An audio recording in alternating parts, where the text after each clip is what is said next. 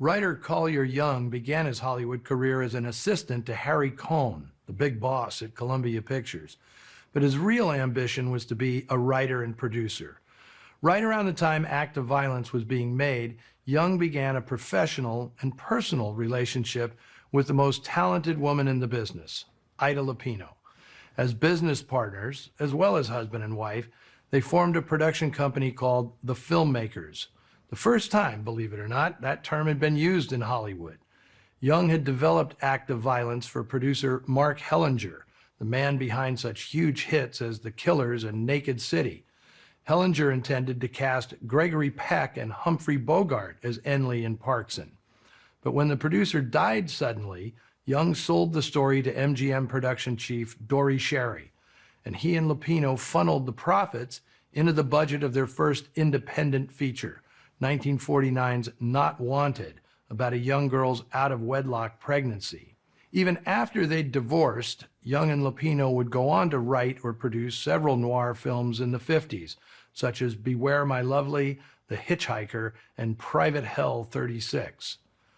Robert Ryan has often been called the king of noir for his many seething performances in films like Crossfire, On Dangerous Ground, and Odds Against Tomorrow.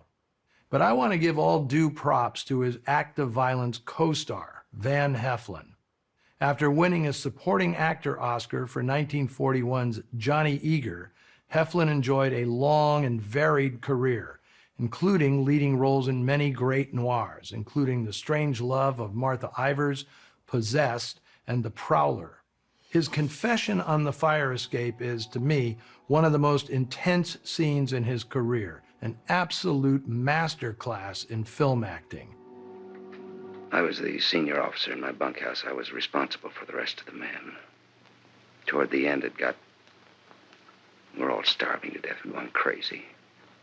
Janet Leigh is damn good in this scene as well, her innocence and naivete being smashed headlong into the ugly realities of a cruel world.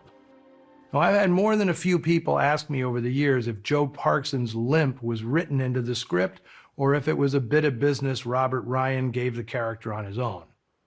Well, there are multiple copies of both the story and the script in the archives at the Academy of Motion Picture Arts and Sciences. And in every one of them, all the way back to the initial 6-page treatment written by Collier Young, Joe Parkson is described as walking with a pronounced limp, a visual symbol for the psychic scars he drags around with him. Next week, I'll be back with another film that deals with the aftermath of World War II. But this one is from the German perspective.